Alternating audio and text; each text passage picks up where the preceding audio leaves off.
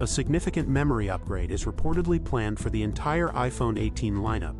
According to sources, Apple is aiming for memory parity across all its upcoming models. This means a substantial RAM increase is coming, especially for the standard models. The move is largely driven by the growing demands of on-device artificial intelligence. These AI features require more memory to function smoothly. TentorTech reports that Apple has already secured supply for these new chips. This upgrade will ensure all future iPhones are powerful AI-ready devices.